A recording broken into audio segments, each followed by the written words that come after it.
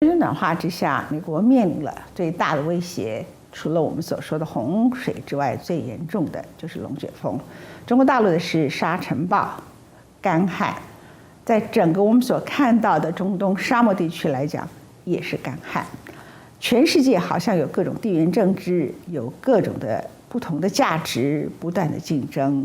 我们经常在报道美中对峙，报道普丁是否集结了17.5万名的军队准备入侵乌克兰。我们报道了朝鲜半岛的危机，我们也报道了在台湾海峡现在所面临的紧张状况。这些东西看起来似乎是一种不可避免的，或者是即将发生的灾难，但真正的会发生的灾难，还是我们经常告诉大家的全球暖化的问题。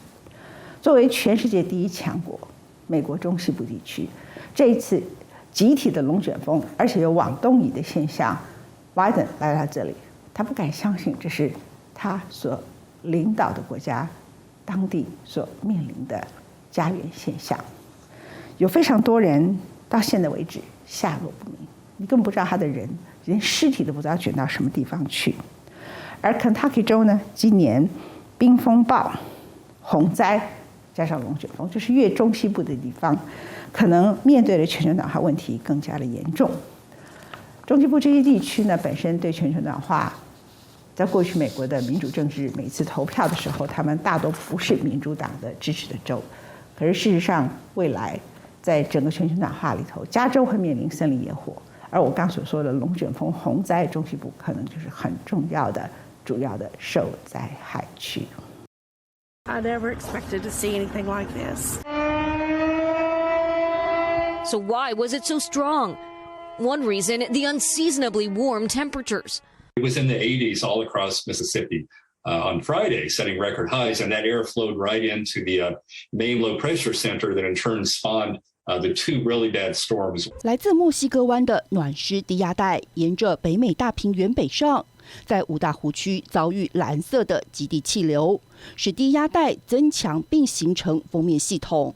10日当晚，沿着这道锋面，在9个州出现了数十个龙卷风。Scientists say the tornado's path and just how far it traveled was also unusual. Most tornadoes are under 5 miles. It's pretty hard to get a tornado 50 miles, let alone talking about one that was on the ground for 200 miles. The unusual nature of the storms have many wondering if this is a result of climate change. While the White House is not linking this particular storm directly to climate change, the president said he has no doubt that recent severe weather events are related to the climate crisis. What is certain, it is one of the worst tornado disasters we've had in the country. And the second thing that's certain is that it is unusual. We're just not sure right now if something like Friday evening was the direct result of climate change.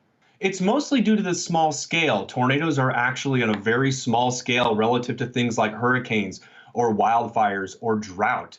And that link, when you start to go down really small to the storm scale versus the large climate scale system, makes these types of questions very, very hard to unpack from a scientific perspective. 但绝不是毫不相干。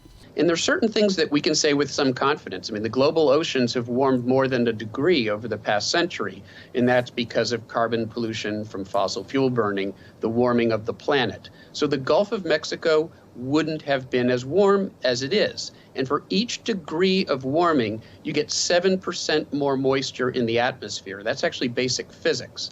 So there's more moisture, there's more heat. That provides the turbulent energy to create thunderstorms, very warm oceans, 70s and 80s in the southern half of the country. That wouldn't be happening if not for the warming of the planet. 更糟的是，暖化时的传统龙卷风好发地区正在东移。That means more people should get prepared. 重建之路在艰难中进行，龙卷风扯断了8000多根电线杆，在后3天还有25000户无电可用。But some areas will be without power for weeks, and many have an even more pressing need, somewhere to stay. We've never seen anything like this before. We just came out of the pandemic. You just wonder, like, what else? And then, then this. It's just unreal. December is not normally tornado season in this area, and on this scale, not normal in any month. A changing climate will mean this happens more often. This is what's left of Michael and Deborah Lynn Long's home. Michael Long says he and Deborah Lynn survived the terrifying night down in their basement, clinging to the walls of their house in Dawson Springs, Kentucky. Once the storm had passed, he told his wife to brace herself for what she was about to see. So I told her, I said, you got to be prepared, because I think when we go upstairs, there's not going to be nothing. This was the restaurant right here. And as you can see, there's nothing left of it. Wayne Flint owned a family restaurant in this small western Kentucky town. He'll have to rebuild his business from scratch. We're just going to clean it up and throw it all away and start again. That's all any of us can do here, you know. 在后5天，拜登来了。 The government's going to cover 100% of the cost. 100% of the cost for the first 30 days for all the emergency work. In hard-hit Mayfield, the National Guard is on the ground, cleaning up and buckling down for a massive recovery effort now underway. It's the latest test for the Biden administration, with all presidents judged by how they respond to natural disasters and emergencies. Here, it isn't just the buildings knocked over. Trees have been stripped, cars upturned.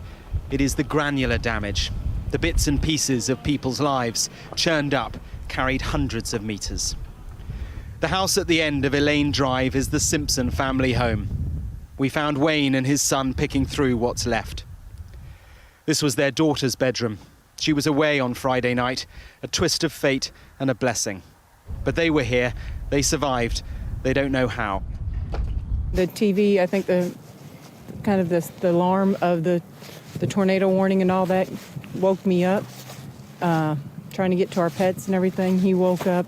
And like I said, we got into the bedroom closet right before it hit. And if you look at what we have left, we're blessed. This house was well built, and we're just thankful that we're so blessed. Not everybody had that opportunity. The president, he's promised whatever it takes. But how do you put all this back together?